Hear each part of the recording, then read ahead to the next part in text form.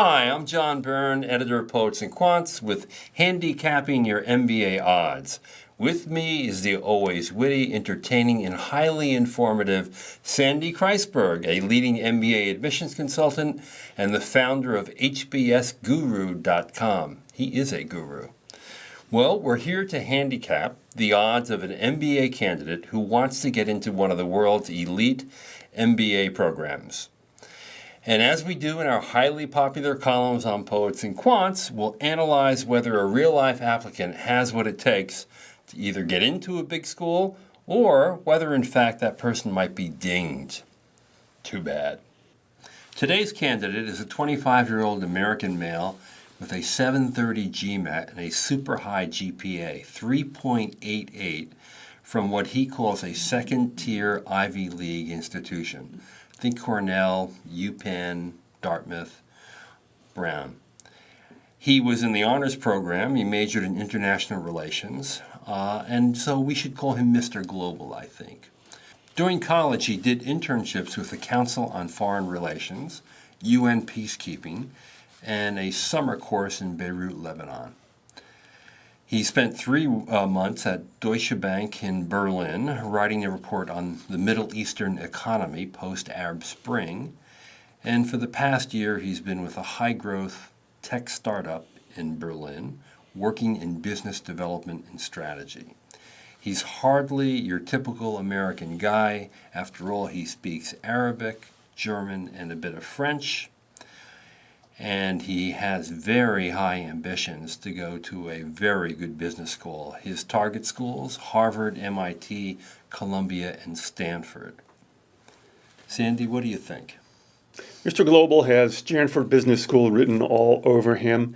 He's got the stats. He's got the politically correct summer gigs. He's got the right intentions. And he's their kind of guy. Let me go through that. Yeah. But before that, let me burst one balloon. This thing of going to a second-class Ivy, I don't know if he said that or you said that. He called it a second-tier Ivy. Well, that goes to show what a humble guy he is. Okay. That's actually true. Yeah. Right? There's no second tier. Well, there's Ivy and there's not Ivy. From business school admissions committees, Ivies are all great. Right. If you're a high school senior, you do get fixated on what they call HYP. Yes. Mm. HYP being Harvard, Yale, Princeton. You got that right. Right. Yes. Anyway, this is a great guy. The stats, 730 GMAT, boy, that's the perfect GMAT. It's like any higher, and you begin, like that means he's like a super smart, normal guy. Right, because if it's higher, you start thinking nerd. He's okay. Idiot savant, right, right. Yeah. 388 GPA, hardworking, focused. Right, at an Ivy, no less. Yeah, okay. Internships at the And what about his council. major? Major is economics. It's a pretty easy major. Economics is a terrific major. I'm not taking anything away from 3.88, though, okay? 388 in economics is impressive. Yes. No, it's this. People who want to get into Stanford, pay attention here. Council on Foreign Relations, UN Peacekeeping, summer course in Beirut, 11-month stint at Endeavor, Egypt. That is music to Stanford's ears. They love exotic people like that. They like people who are out. They're in combat zones. They like people in the Middle East. They like people who are supporting the underdeveloped populations. They just like that kind of exotica. That's what makes this guy attractive. Then what he does is he balances it out. This is one cloud I'd like to know about. He says, 3 months at Deutsche Bank in Berlin writing a report on the Middle Eastern economy. I don't know if that was a contract gig or if he was started at Deutsche Bank and said, this isn't for me. That could be a possible glitch that might need to be explained. He then moved to 1 year at a high-growth tech startup in Berlin. I don't know what that means, but it sounds good. Yeah. And it sounds good enough. And that's enough business. So he's got the Deutsche Bank thing and the high-tech startup.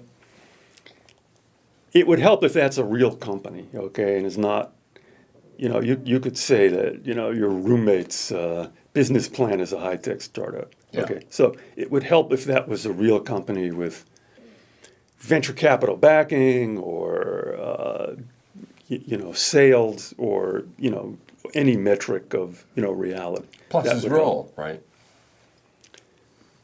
Working in business development and strategy, that could be, trolling the internet, looking for investors. I Yeah. mean, anybody could say that. Right. I'd be more impressed if he said sales. Yeah. And his extracurrics. What are they?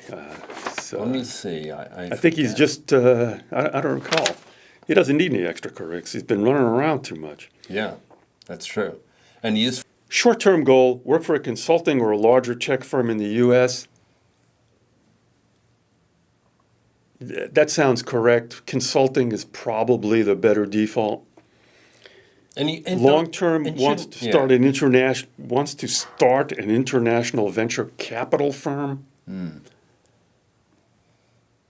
Sure. Say that the companies you're interested in providing venture capital to are impactful startups in underserved areas in emerging and innovative industries. Right. And to be consistent with his story, even on the consulting side, shouldn't he say that he wants to be in the Middle East practice or leverage his earlier experience to show a straight line? That's not as necessary as you think it is. Yeah. He's done great work there. He's left there. He's working in Europe. He's, what'd you call him? Mr. Global. You got that right. Yeah. This guy is going to go where the global need is, where impact can be made. He doesn't have to limit himself to the Middle East. Okay, let's go to the odds. Stanford, which has a 7% acceptance rate. What do you think this guy's chances are? 50%?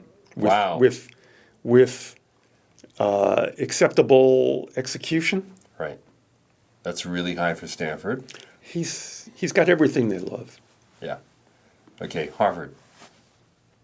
50% easy. Come on, it's got to be more because if you think he's ideal for Stanford, Harvard really wants them. Oh, well, maybe. And they're going to bend over backwards I to don't get know, him, yeah, so okay. Stanford doesn't I'll get him. leave those dual admit internal squabbles to the To Derek and to D. the D&D team. Yes, right. The admission directors at both those schools. How about MIT? They'd go for this guy. Yeah, totally. For sure. And his other school was Columbia, I think. Yeah. Columbia, unless he can make a New York case, they're very shrewd about sniffing out people who are using them as a safety. So if this guy wants to go to Columbia, I would really and the application allows you to do that, I would make a case why New York is important to him. Yeah. I mean, the other thing about Columbia is, for years they've been positioning themselves as sort of the international U.S. school. To the extent that this guy is Mr. Global, that plays into their branding. That too. Yeah. So That doesn't override their canine nose, their dog sniffing ability to sniff out people who are using them as safeties, just to be Mr. Nice and Mr. Cynical. Well, Mr. Global looks like he has a future at a very big and important business school. Yes, he does. Thank you, Sandy, and good luck to our candidate. If you're interested in having your odds assessed by Sandy, go to poetsandquants.com, look for our handicapping series, and leave your profile in the comments. We'll get Sandy to take a look. Meantime, good luck to our candidate, and good luck to you.